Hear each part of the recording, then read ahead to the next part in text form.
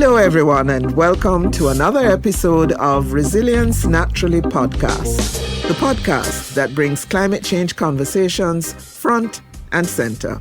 This podcast is produced by the Environmental Foundation of Jamaica as part of the Jamaica Urban Solutions for the Environment, or JUICE project. My name is Carol Narcisse, and I'm the Gender and Social Inclusion Specialist with the JUICE project. And I'm Reneiquca Walker-McKnight, Special Project Officer with the JUICE project.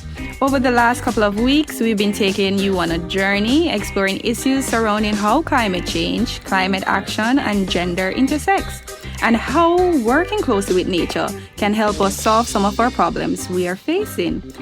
Carol Narcisse, can you believe we're almost there? We're halfway through season 1. I cannot, because we were just conceptualizing and here we are. But this is how it is.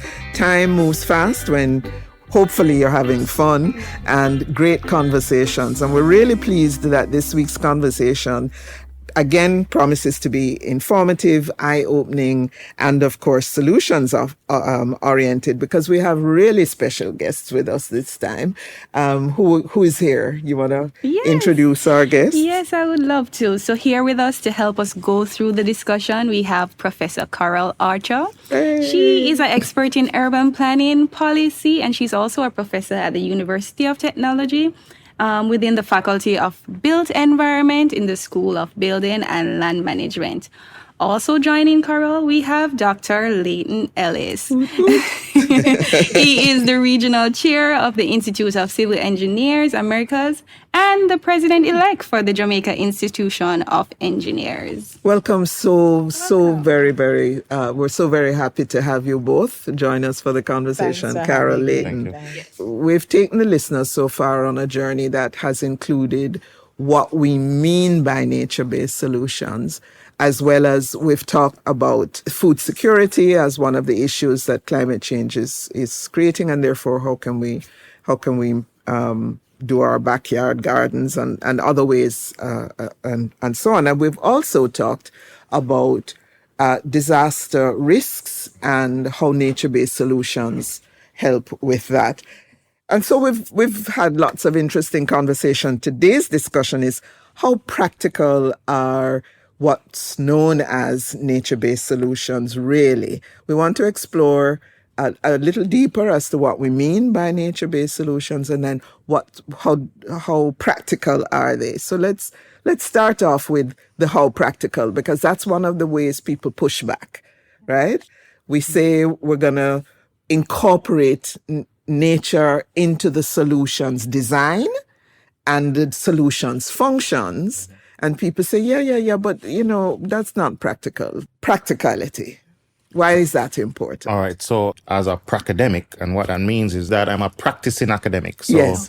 I'm not just in the classroom, regurgitating the theory in that sense, but I'm also on the side of doing and building out the solutions of which we speak. The lecture I did last night to my master's students was on problem solving and decision making. Mm-hmm. And one of the key things there, when you look at what a problem is, it's that there's a desired outcome for which we have not yet attained. And once there's that gap, we have a problem. Yeah. Mm-hmm. And so if we're saying we're going to now bring about solutions, we have to first know what the problem is.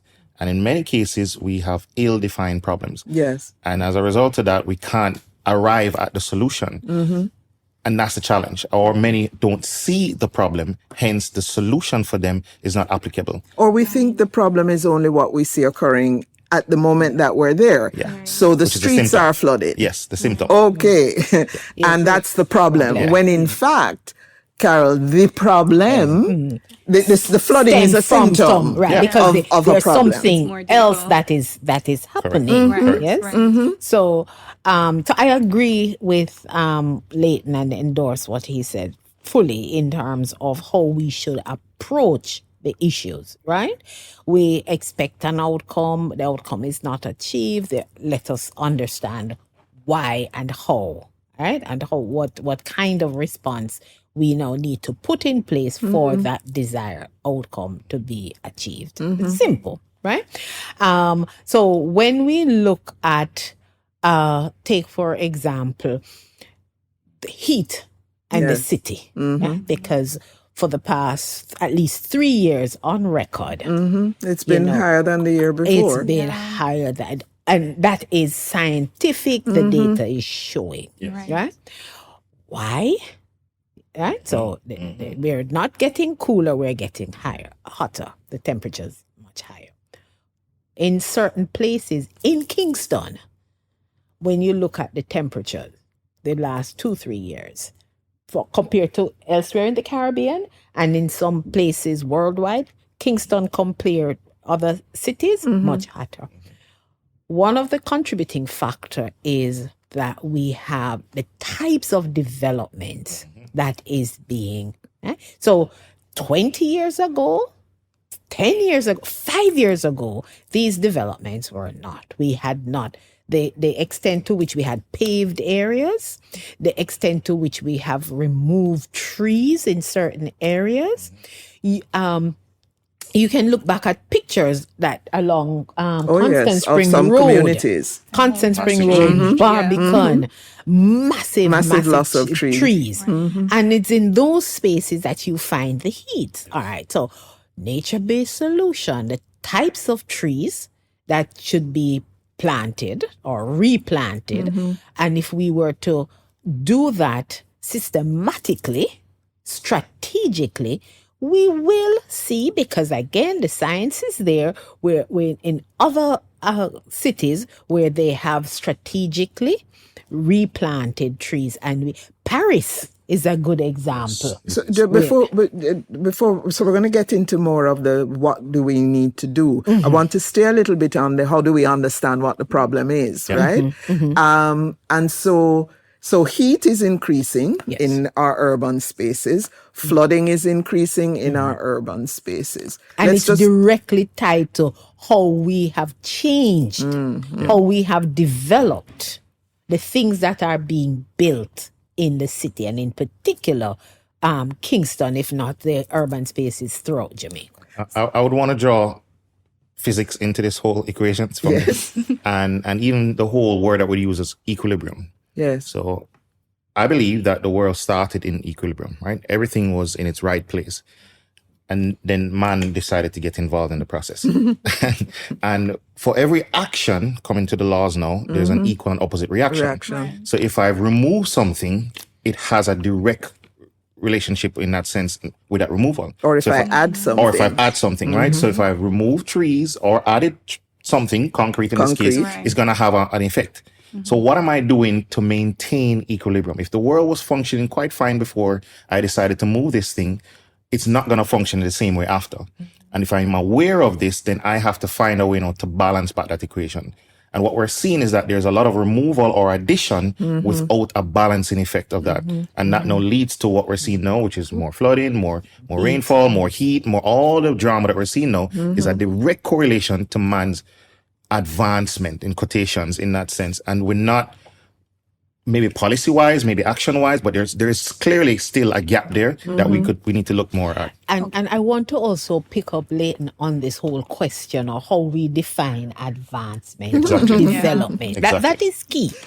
Because, I shudder the first time I heard Dubai. The shuddering was because you were understanding what? An assumed definition that Dubai is now the benchmark of development. And to come back to Leighton Ellis's point, if you take certain characteristics, increased concrete, higher heights, greater densities, more paving of your surfaces, removal of trees, etc., in order to make way for these more, these physical structures. If you say that that's what constitutes progress and development and so on, you have to think about, well, how are you going to keep a balance? Correct. Right. But equilibrium. So that's the catch now. And it is possible. Because there are many other cities across the world who have higher-rise buildings than we do, have more paved roads than we do, but yet still they seem to have found a balance between the two. Right. So it means that as much as we're moving forward in one area, we're leaving an aspect of that behind. Yeah. And I think that's where the catch comes in. So as I'm saying, we're looking at the problem through one lens. And that's the issue. So if I've identified that traffic is my issue, so I need more road, then I've not really identified or analyzed the problem. Could the issue really be that we have too many cars? But also, do we understand who is using the road? And if we ask that question, right, we would understand that it's mostly pedestrians. So perhaps public transportation should be prioritized over private individual car ownership. Yes. And Leighton Ellis, you were telling us how you are preparing your students for taking a particular approach to decision making, to determining what are the issues, and therefore how do we respond.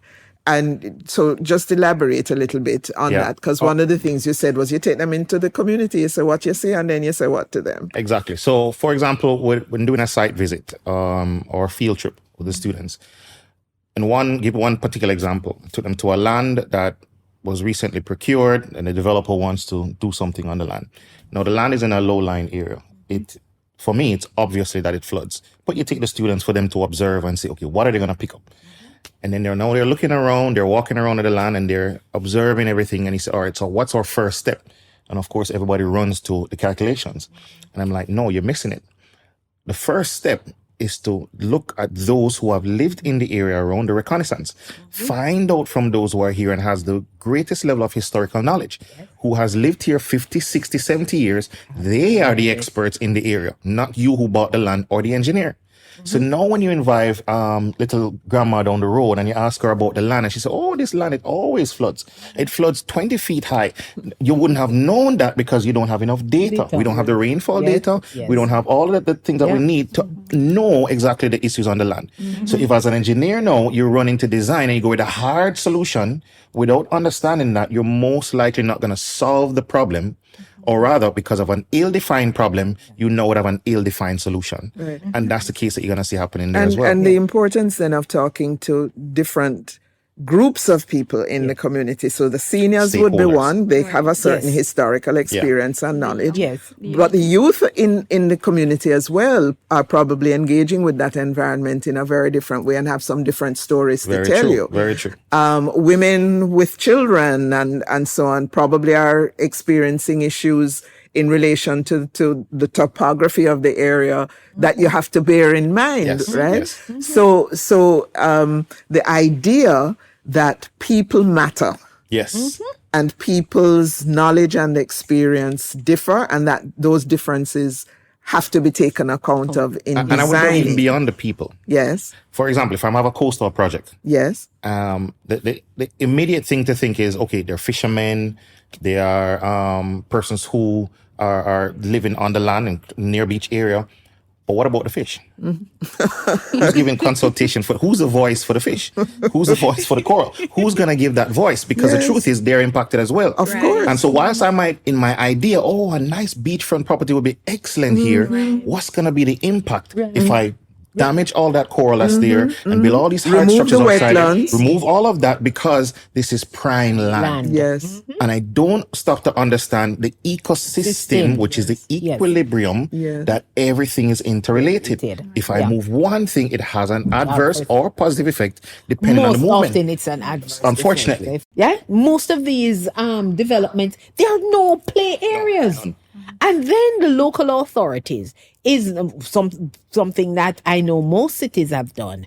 They've said, okay, developer, you can do this, but look, we need 5 blocks down. There's a space that we're now going to develop as a park for the community. The green area for the community. And that's what we're talking about in terms of the nature-based solution that allows for that balance. A couple of others I could bring to the table, though. It's not too hard to design a green roof. And so let's use Portmore, for example. And this is a study that I want to get one of my potential PhD students to look at. And because it's a large area. What if we were to turn a lot of these slabbed roofs to green roofs? What major impact would that have upon our environment? Now, for the listener, what are you meaning by green roof? All right. I find a nice lush area and I'm saying I'm going to put a housing development here. Normally to do that, I'm going to remove the greenery to put in this hardcore concrete. But what about the replacement? Talking about at equilibrium. Now I've transported that entire green space to the roof of my building. So if you were going a bird's eye view, it would appear that I still have mostly green on the ground, but it's now at varying elevations. At that elevation now, we can design or engineer the structure to carry the weight of the soil and the type of plants that you would have on the roof, because there are certain types that can work and certain types don't work. Wouldn't. Some bore into the concrete. Right. So you have those different types. And as a result of that, that's going to control the amount of flooding because some of the water is retained at the site. Then I'm also having the green lush on top. Now, what if I also use this coming back to the gardening? What if I now have my roof as a second garden? So, because I don't have any grown areas, which we know most persons don't have anymore. And now on my roof, I have my tomatoes, I have my lettuce, I have the general basic stuff because the price is going up. So now I have multi-purposed my entire structure, which I didn't do before. And you have cooled the And you've structure. cooled You're it. adding to a Of course, cooler we get into that structure. part. Yes. So my heat gain is significantly reduced. So I don't need as much passive cooling, well, active cooling in this case, the AC. I can know the building will naturally keep itself cool because of what I've done to the roof. So I am reducing my energy bill. I can build larger windows. And you have other cases where now the walls could be green walls too. Yes. So the little fern or what some might see as little grass growing on your wall, let's just use that for the colloquial language. And that now creates even a nice view because the brain works so well when it sees the natural green, the natural blue, the natural brown. So you get peace when you come home.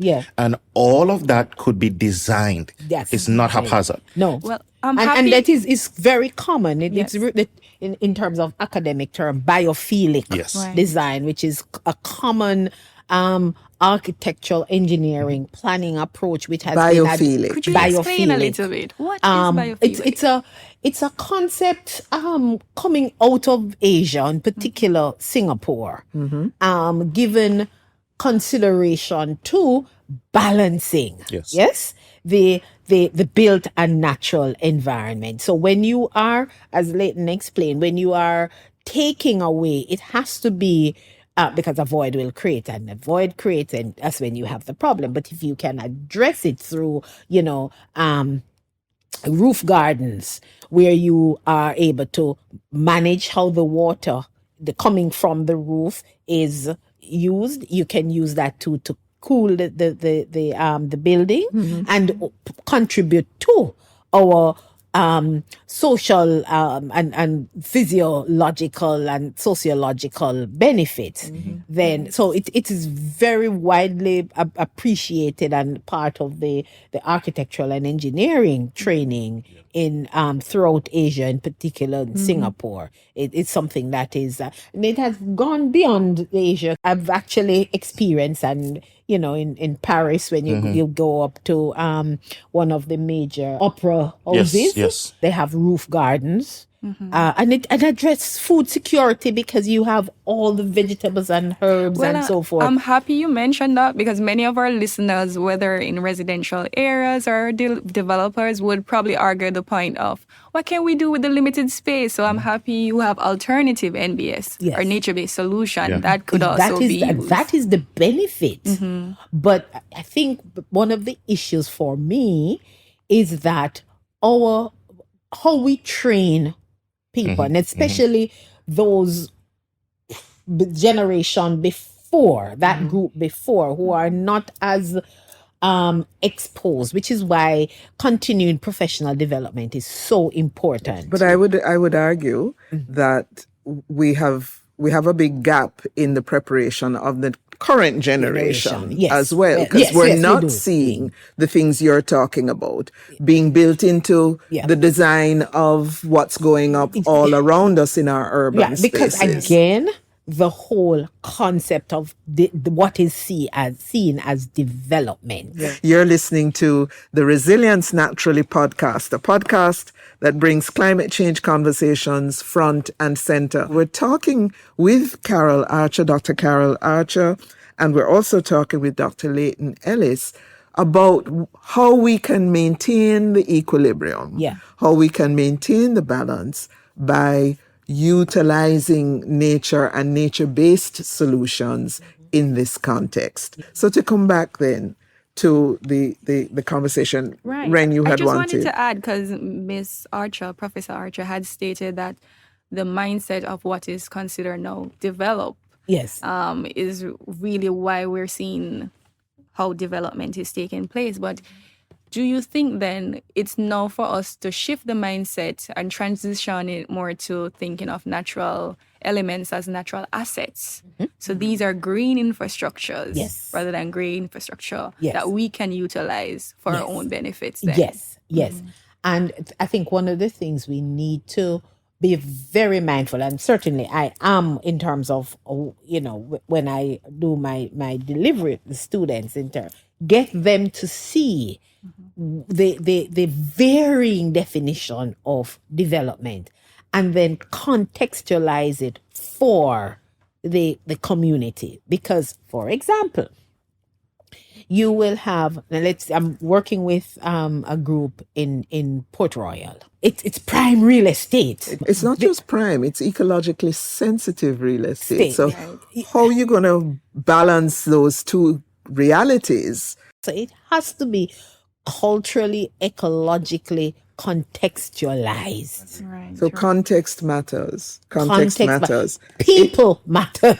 People and context Yes. matter. And also future matters. Yes. If we're just thinking about what we need now and not think about what the spin-offs might be tomorrow, next year, 50 years, 40 years down the road. And in fact, we're developing results that are occurring faster and faster. So we have certain kinds of developments and flooding is happening very quickly as a result. Loss of biodiversity in our urban spaces is actually approaching an urgent point. Right. So how can we, if you take the whole thing, how would you, if you had to plan our urban spaces and keep equilibrium, what are some nature-based features, solutions that you would want to ensure are designed into these urban spaces? All right. So for me, I've seen cases where persons have built with the tree directly inside of the structure. So rather than feeling the need that I have to cut down the tree, I've now decided that I need to work with the tree. And so one of the things I would want to see is where we're trying our utmost best to work with rather than against. Let's take, reverse I'm it? going to take a particular But road, Carol- Constant Spring Road. Yeah. Having widened it, Yes. several properties on one side of that road now flood, Yes. right? Including schools and so on.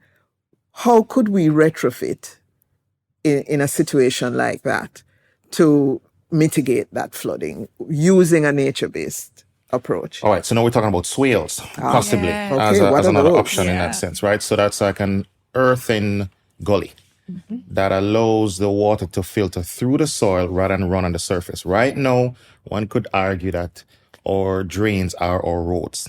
And why we could argue that? Because you don't see drains besides the road. In most other countries, you will find that there's a drainage path for the water to flow. Another way would be to do earthen swales. So you have the soil, but of course we need the land to Otherwise do known that. as bioswale. Bioswales, we need to also have more trees to help absorb a lot more of that moisture from the earth in that sense. And you do have some that absorb more than others. So we just need to figure out that one and put those.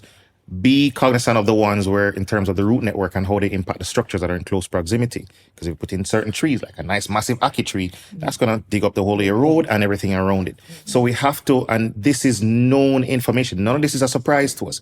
We have ecologists, we have agriculturalists, we have all these persons We have who landscape already know all this architects. information. We have botanists. We and know everything this. is- So we just ask the right people the right questions. One of the things that I would say as a problem is that we are trained in silos. So engineers are trained by engineers, Yeah. sociologists are by themselves. Everybody's in a department all by themselves. absolutely. But our problems are interdisciplinary and human. And humanity doesn't care what your gender or your Training whole and training your- is. Yeah. Right. It's a problem for everyone. So we need all hands on deck to come up with a right solution. This is what had happened in Medellin, Yeah. where the folks said, look, things can change. This is when, Medellin was the murder capital of the world. Yeah. Similar things occurred in Johannesburg, right? High crime rate, areas of the city run down, but a group of people came together and said, we can do things differently. What vision? You have to be purposeful and intentional. We need to ensure that the space where we live, that the voices of the people are adequately reflected in the design, and then share that vision. Yes. Before we started the conversation on air, you gave us an example of what has been done in a certain part of Queens, New York, which to my mind is an example of how you take a space, Right. it's having certain issues and problems, you reimagine it, Yes. you envision it differently, including bringing nature back into it, Yes. and having certain kinds of results. Yes. So tell the story. Give the example. Before Miss Archer tell the story, I wanted to add that the way she explained it as well, it was more so of not having isolated solutions, That's that right. integrated system, which I really appreciate. You Right. could go So ahead, Miss it Cara. happened. This is a section of Brooklyn, Canarsie, near the area referred to as Jamaica Bay in New York City. And Hurricane Sandy destroyed a significant part of that section of Brooklyn. And so the federal level, so the feds had to come into, normally emergency disaster, they provide the funding. But it required the city through the various departments, but leading it was the New York Parks Department at the time, headed by someone who I'm quite familiar with, who's a trained urban planner, landscape architect, and such. And they met with the community. They saw what was happening as a result, and they knew that this was not a one-off. Given the climate change impact, it will continue. Happen So again. they came together, the engineers, the architects, the planners, the residents, and they envisioned. Yes? Right. And they brought these various nature-based solutions. So you had the biospheres, you had the rain gardens. What's that for those who are listening? So the who- rain gardens, it's similar to sort of a bioswale, but it's it collects the water, and the water is then allowed to percolate into the drain, but at a because much it's slower plants rate. and rocks Plants and so on rocks, and used very to beautiful. create it. So you're walking, but you wouldn't know. Thankfully, the Parks Department actually put up a sign. This is a rain garden. Do not throw garbage here. Clear signage that explains the importance of rain garden and how it contributes to the biodiversity, the ecosystem of the city. And so there's a series of rain gardens that lead into a sort of a drain, a catchment area, and then that floods to the end near Jamaica Bay. They have parks. And the parks, Canarsie Park, there is Shirley Chisholm Parks, and these parks are designed as water catchment area that then allows the water to go into Jamaica Bay. So you have where they would have, it looks like a pond where you can do little rowboat on and that sort of thing. But it's actually a water catchment. It's lower than the rest of the land, but because it pulls the water from the area that is normally flooded, the water is retained and then percolates out to sea at a rate that, Controlled. that is controlled. Now, one of the problems, it's also interesting that, and the literature speaks to it, when you have these nature-based solutions, you also have some nature-based problems. So in cities like Shanghai, where you have the sponge city where we use nature-based, you have mosquitoes. But in New York, what they've done is the animals, the insects and so that are there help to balance out, Correct. you know? Which again, someone thought about. They Right. thought Somebody about thought about Thought about what it. kinds of trees, plants, Plants, insects yes. are we trying to reintroduce, Yeah. etc. So it's a thought out. It is a Intentional. thought out. Intentional. It's intentional. Or for me, I Yes. would say an engineered. and engineered. Yeah. And engineered. So you set the intention and then you use the science Yeah. to affect the I just change. wanted to add for listeners, so placing nature-based solutions strategically in Yes. different spots, Yes. holistically, the impacts that it creates. So you have the bioswale here, you have the rain garden here, you have the pond. Holistically, the impact is greater than Yes. if you should have one solution in Yes. one spot. One spot. And they are connected so you can see. For me, it's just because not only you have and you see the beauty, and of course, you know, as Leighton had just mentioned, psychologically, the impact that you have when you're out in nature. It is, and I can Well prove documented. It calming. Well known. Very well known. So you're walking and you're seeing and like, oh, why is it that they have all these beautiful flowers all over? It's intentional. These are rain gardens, and they are connecting, and it goes into the park, and it's also because how it was done with signage and information.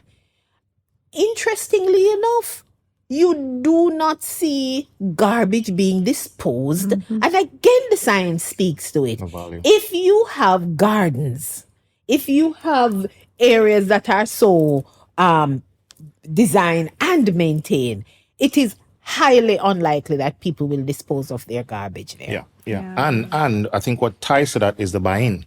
You see, when you just bring me a solution, Yes. which I do not fully understand, nor was I involved in the process, yes. I will abuse it. Yes. Anytime, and that's the definition of abuse. If you don't know the purpose for which something was designed, abuse is inevitable.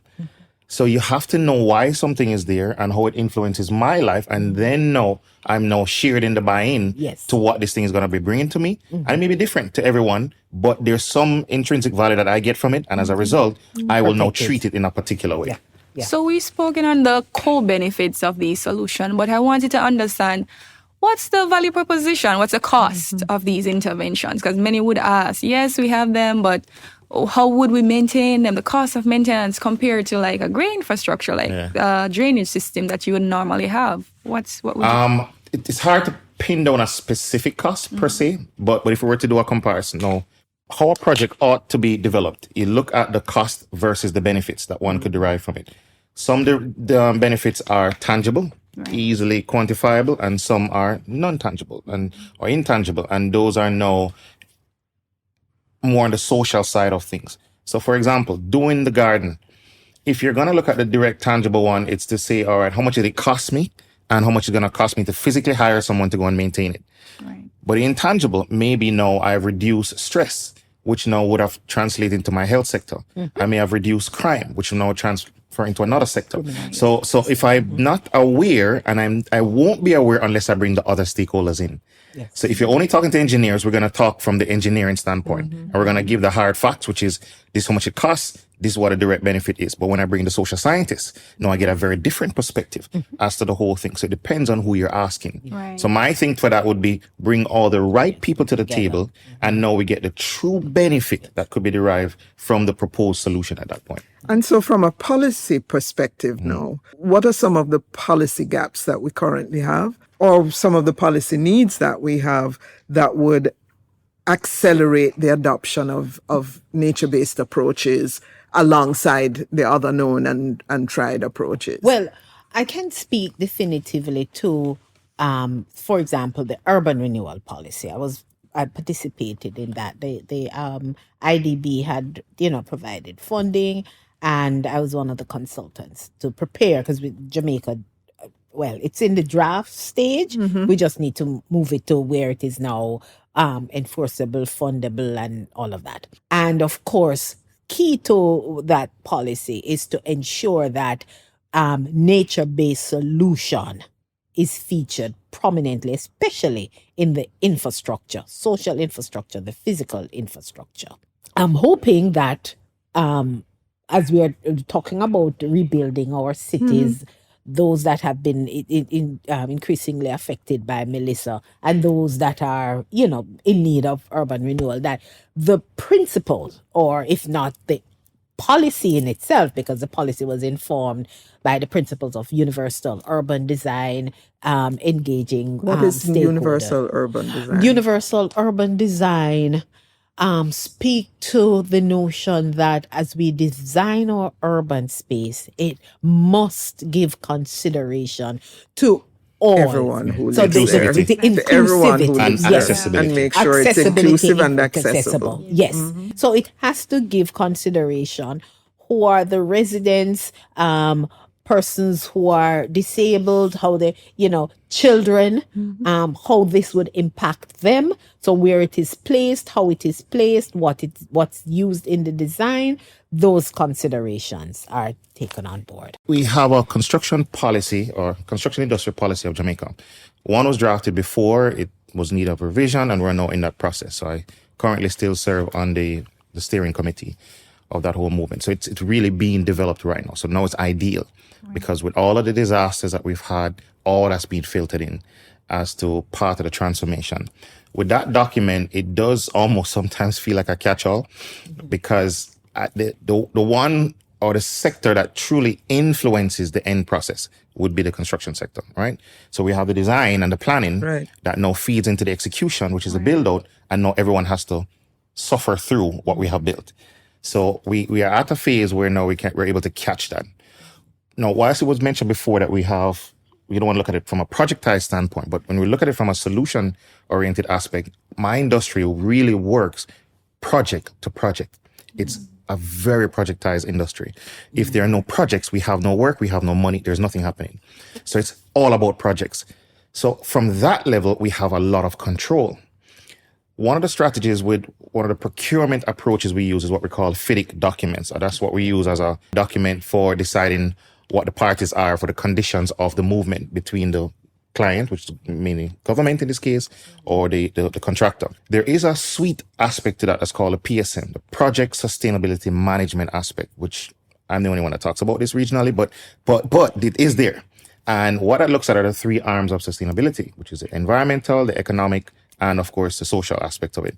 So built into that, before the project starts, you look at all these parameters and the benefits that could be extracted long before you even start. Which policy then would ensure that, say, the construction policy, that things like green roofs, green buildings, pocket parks, building amenity as well as just structure, right? So you're doing structures, but you also have to think of amenities. Yeah. And amenities that are specific to the development, but also perhaps amenities that would be accessible to the wider community. Does that get into that policy? That's what we're trying to do in this policy. It would also, it ought to be captured in the development orders as well. Yeah. So if you look at the policy statements before you start building. Yeah. So those policies, the development orders, they guide the development to take place in a particular area, the local planning area for that parish. Yes, and it is a legislative document based on the Town and Country Planning Act. The piece of legislation that says each parish must determine how development is taken place in that area, right? And but it's typically broader, because it might say how many habitable rooms you may have in that area, but it may not specialize or specify how, and if we need a green roof or not a green roof. Right, and so some it doesn't parks speak specifically. So that is where now the community development plans, which we don't have. That's what I'm saying. That's why the construction is so broad, because we realize that there are so many gaps. Yeah. And so now this one is trying to tie in the existing framework and now add to that framework in that sense. So will there be any is there a consultation process that? Oh yes, it's already in place. That is exactly what's happening right now. So there have been those in Montego Bay, in Kingston, and I think somewhere in the south as well. Which entity is responsible for the construction policy? MECJC. So that's the Ministry of Economic Growth and Job Creation. Always, one wishes one has more time for the conversations. so far, this one has covered quite a wide-ranging ground, in which we have talked a bit about some of the types of nature-based solutions. So you've heard mention of green roofs. You've heard mention of green walls, buildings. Bioswale. We've heard mention Bioswales, of pocket rain parks. gardens and bioswales and retention ponds and parks and pocket parks, and intentionally designing spaces so that you bring back a diversity of life form, insect life, plant life, etc., because all of that Yes. improves our collective well-being. Yes. As we wrap the conversation, I want to ask each of you, folks have heard a lot in this conversation. If there's 3 things you want them to leave this discussion bearing in mind and remembering, what would those 3 takeaways be for you? People matters. And we have to give centrality to how people use the space and design culturally, socially, economically relevant to the people. You can have, and they talk about, say, the 15 minutes or the 10 minute city. So I can leave my house, access by walking, healthcare, park, recreation, commercial, in a manner that gives, based on the whole principle of universal design that I talked about, that my psychosocial, emotional, and physical well-being is considered. So, and I can access that readily. So it's not where if I can sleep one place, so that's residential, and I have to get in my car and drive 10 miles to access the beach or a recreational facility. The consideration is given to the total. So designing human. our urban spaces with the whole human Yes. being born in mind. Yes. And the life cycle, because Yes. you're Oh, talking, yes. Yes. people are different ages, and stages. different genders, different life Yes. responsibilities that have to be factored in Yes. how we're going to design the spaces, etc., etc. Yeah. So, okay, people matter, important point. Is there any other one that you would want? And how we design it, how we design, and we design not just for today. Yes, we have to design. Normally we think about what would this place look like 40 the next generation. And Leighton Ellis. All right. So for me, I'll try and throw a couple words. Now, one of my favorite books says, "Without vision, the people perish." Right.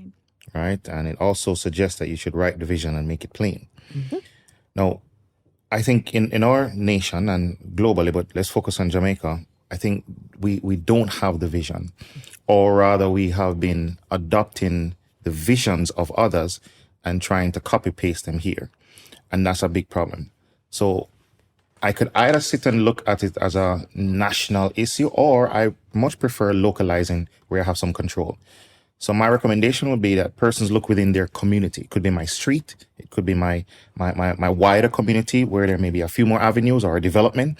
And we sit together as the people who are experiencing the issue and write out a vision that we want for that space.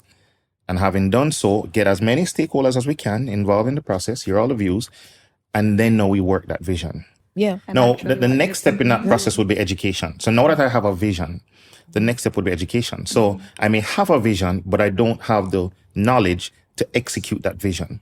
So I have one of 2 ways. I can acquire that knowledge myself, which may take me a long time, or I can import it. So I can find those who have that knowledge that may share the values that I do and may be willing to do it for free if I don't have the money, because others may have that same philosophy that I have, and they will come and be a part of it. They know the steps involved in the process. They want to see the change that I am desirous So of. partnerships. So then the partnership comes in. Partnering. Communities partnering with There we go. Stakeholders. Then remove With from the next technical word which I was talking about was a people, silo. Because once I've done that, then I've now eliminated the silo. Because now I've brought all the key persons to the table. And now together we are trying to enact this vision. And in many cases, I truly believe it's not as expensive as we think it is. It's much cheaper than we think it is if we're all involved in the process.